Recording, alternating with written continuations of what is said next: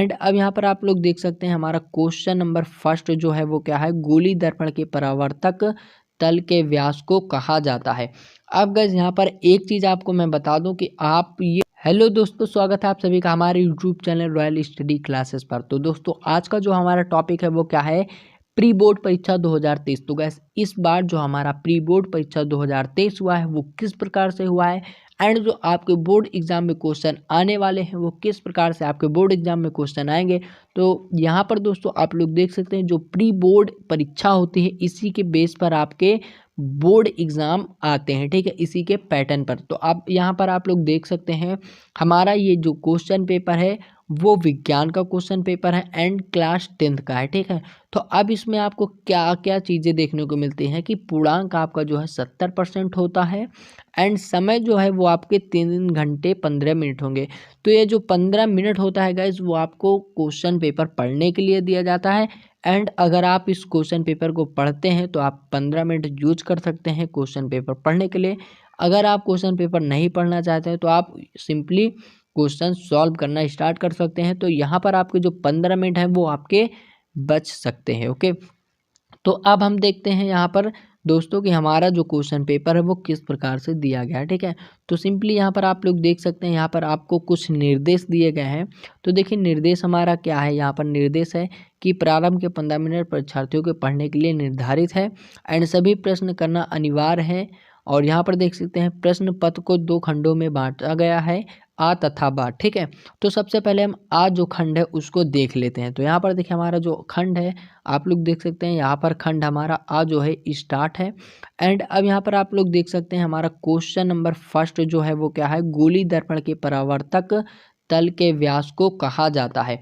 अब गाइस यहाँ पर एक चीज़ आपको मैं बता दूं कि आप ये डाउट में होंगे कि आपको जो है क्वेश्चन लिखना है या नहीं लिखना। तो गाइस मैं आपको यही सजेस्ट करूंगा कि आप क्वेश्चन बिल्कुल भी ना लिखें, आप ओनली फोकस करें अपने आंसर पर। आपको अपने जो आंसर है आपका उस आंसर को लिखना है कॉपी में, ना कि आपको क्वेश्चन पेपर क्वेश्चन लिखना है, ठीक है। तो यहाँ पर आप लोग देख सकते हैं गाइस कि मैं आपको अगर बता दूं तो आपको किस प्रकार से लिखना है। यहाँ पर खंड आ डाल देना है, फिर आपको इस प्रकार से डालना है प्रश्नोत्तर, ठीक है, प्रश्नोत्तर जो भी नंबर हो, ठीक है, नंबर प्रश्नोत्तर नंबर 1 इस प्रकार से आपको डाल देना है। उसके बाद जो भी आपका सही हो वो जैसे आपका यहाँ पर कोई भी 4 ऑप्शन दिए गए हैं तो कोई भी ऑप्शन सही है। तो जैसे यहाँ पर मान लेते हैं हमारा तीसरा क्वेश्चन सही है तो यहाँ पर 3 क्वेश्चन ऐसे कर देना है। उसके बाद में यहाँ पर आपको डाल देना है वक्रता त्रिज्या, ठीक है, और इसके आगे आपको ऐसे टिक कर देना है, ठीक है, वक्रता त्रिज्या के आगे करना है ना कि नीचे। ओके, तो यहाँ पर इस प्रकार से आपको कर देना है। एंड अब हम देखते हैं हमारा दूसरा क्वेश्चन क्या दिया गया है। तो यहाँ पर आप लोग देख सकते हैं हमारा दूसरा क्वेश्चन दिया गया है, यदि उत्तल लेंस के सामने वस्तु 2f पर रखी है या रखी जाए तो इसका प्रतिबिंब बनेगा। अब यहाँ पर देखिए आपको 4 ऑप्शन दिए गए हैं, 1 2 3 4, यानी अनंत पर, 2f पर, f पर या f तथा c के बीच। अब गाइस यहाँ पर f जो है वो आपका क्या हो जाता है, फोकस दूरी, क्या हो जाएगा, फोकस, ठीक है। तो f आपका फोकस हो जाता है एंड जो c है वो क्या हो जाता है गाइस, तो c जो है आपका वो हो जाता है वक्रता, ठीक है। c हमारा क्या हो जाएगा, वक्रता, वक्रता त्रिज्या, ठीक है, सी हमारा वक्रता त्रिज्या हो जाती है, ठीक है। तो इतनी चीज़ क्लियर हो चुकी है। एंड अब यहाँ पर हम लोग देख लेते हैं यहाँ पर हमारा जो तीसरा क्वेश्चन है वो क्या है। यहाँ पर देखिए तीसरा क्वेश्चन हमारा क्या है, नेत्र लेंस होता है। नेत्र लेंस क्या होता है, यहाँ पर आप लोग देख सकते हैं आभासी होता है या अपसारी होता है, इनमें से कोई नहीं, और अभिसारी तथा अपसारी दोनों। तो जो भी आपका आंसर सही होगा उसको आपको लिख देना है, ठीक है। अब यहाँ पर देखिए हमारा जो 4 नंबर का क्वेश्चन है वो है क्या है, चंद्रमा से देखने पर आकाश दिखाई देता है पीला काला नीला बैगनी। तो जो भी आंसर है आपको लिख देना है, ठीक है। तो हम देखते हैं अगला क्वेश्चन। अब यहाँ पर देखिए हमारा अगला जो क्वेश्चन है वो क्या है कि विद्युत धारा का एसआई मात्रक है। तो विद्युत धारा का जो एसआई मात्रक है वो क्या है, कूलाम, एम्पियर, कूलाम, जूल, ओम, जो भी हो। यहाँ जहाँ तक मैं अगर आपको बताऊं तो गैस यहाँ पर आप लोग देख सकते हैं जो विद्युत धारा का एसआई मात्रक होता है वो होता है एम्पियर, ठीक है। विद्युत धारा का एसआई मात्रक क्या होता है, एम्पियर होता है, यानी विद्युत धारा जो है धारा। अब यहाँ पर देखिए धारा को हम किससे प्रदर्शित करते हैं, आई से, ठीक है, आई से, और इसका जो मात्रक होता है वो होता है एम्पियर, ठीक है। तो अब देखिए हमारा जो अगला क्वेश्चन है वो क्या हो जाएगा, यहाँ पर देखिए दिया गया है अगला क्वेश्चन हमारा किलोवाट, ठीक है, क्या दिया गया है, किलोवाट घंटा कितने जूल बराबर होता है, ठीक है। तो यहाँ पर आपके 4 ऑप्शन दिए गए हैं, तो जो भी ऑप्शन आपका सही हो वो आपको लिख देना है इसी प्रकार से। अब यहाँ पर हम जल्दी जल्दी से देख लेते हैं हमारे कौन कौन से क्वेश्चन दिए गए हैं। तो 7वें नंबर पर हमारा क्वेश्चन क्या आता है, चुंबकीय क्षेत्र का मात्रक नहीं है, न्यूटन या एम्पियर गुणे मीटर, गॉस, न्यूटन या एम्पियर स्क्वायर, टेस्ला। तो ये 4 ऑप्शन आपके हो चुके हैं कंप्लीट। एंड अब आप लोग यहाँ पर देख सकते हैं गैस, उपखंड खा दिया गया है, क्या दिया गया है, उपखंड खा। तो का जो आ था हमारा खंड आ था, उसी में उपखंड का और उपखंड खा भी आपको देखने को मिलेगा, ठीक है। तो आप लोग यहाँ पर देख सकते हैं हमारा जो नेक्स्ट क्वेश्चन है क्या है, 8वां है कि चिप्स की थैली में भरी जाने वाली गैस है। तो गैस जो चिप्स की थैली में या कोई भी, जैसे हम कुरकुरा लेते हैं, जैसे टेढ़े मेढ़े हो गया या फिर और कुछ हो गया, ठीक है, तो उसमें कौन सी गैस भरी जाती है, तो उसमें गैस जो है हमारा नाइट्रोजन भरा जाता है। तो अब यहाँ पर कारण आप लोग जान जाइएगा कि नाइट्रोजन हम क्यों भरते हैं। तो यहाँ पर दोस्तों हम नाइट्रोजन इसलिए भरते हैं ताकि जो चिप्स की थैली में तो ऑलरेडी चिप्स भरा हुआ है, तो उसमें नाइट्रोजन इसलिए हम भर देते हैं कि जो चिप्स है हमारा, जो हमारा क्या है चिप्स है, वो खराब ना हो, ठीक है, काफ़ी लंबे टाइम के लिए वो चिप्स जो है अच्छी रहे, खराब ना हो, इसलिए हम उसमें नाइट्रोजन भरते हैं। ओके, तो अब देखिए हमारा यहाँ पर दोस्तों नेक्स्ट क्वेश्चन क्या हो जाएगा कि अम्ल तथा क्षार की परस्पर अभिक्रिया कहलाती है जल अपघटन या अपघटन, उदासीनीकरण या आयनन। तो यहाँ पर 4 ऑप्शन आपको देखने को मिल चुके हैं, आप लोग यहाँ पर जो भी आपका करेक्ट आंसर हो वो आप लोग कर लीजिएगा, ठीक है।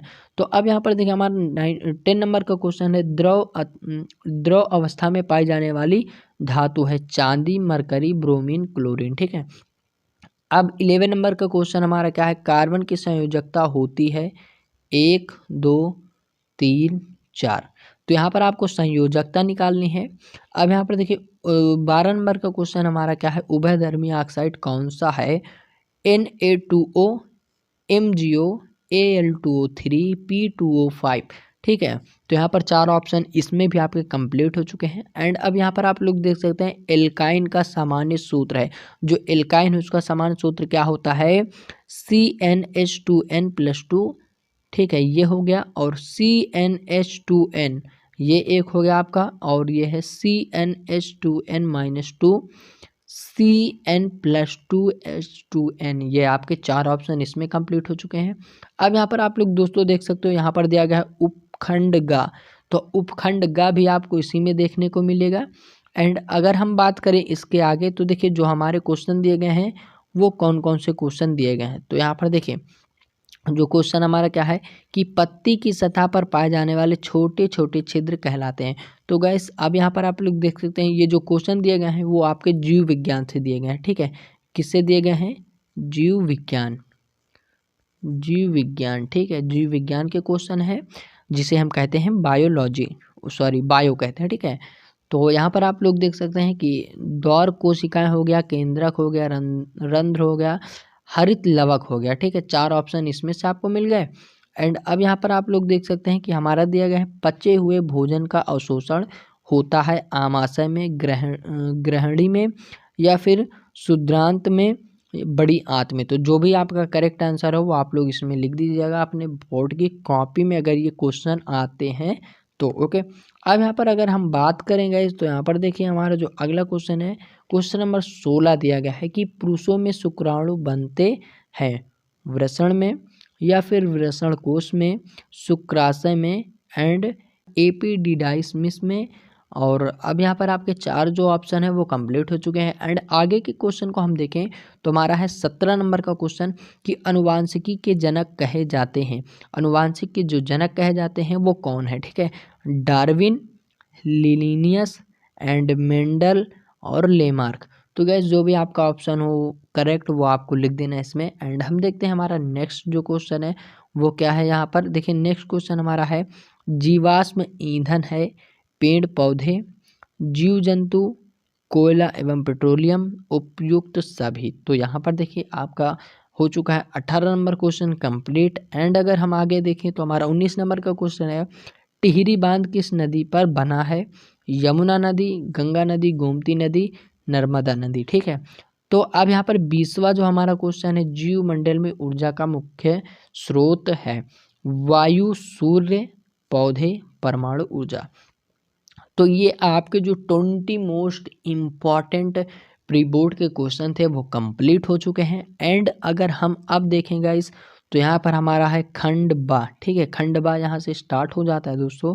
अब इसको खंड बा में भी हमारा उपखंड का जो है शुरू है। ठीक है, तो इसके आगे अगर हम देखें तो यहाँ पर देखिए इसके आगे जो हमारा है वो क्या हो जाएगा। सबसे पहले तो हमें इसमें आपको मिलेगा एक क्वेश्चन जो कि न्यूमेरिकल से है। ठीक है, कि प्रकाश का अपवर्तन किसे कहते हैं? पहला क्वेश्चन तो हमारा है कि प्रकाश का अपवर्तन किसे कहते हैं, चित्र द्वारा स्पष्ट कीजिए तथा अपवर्तन के नियम भी लिखिए। तो पहला क्वेश्चन हमारा जो आया है वो किस में से आया है? लाइट।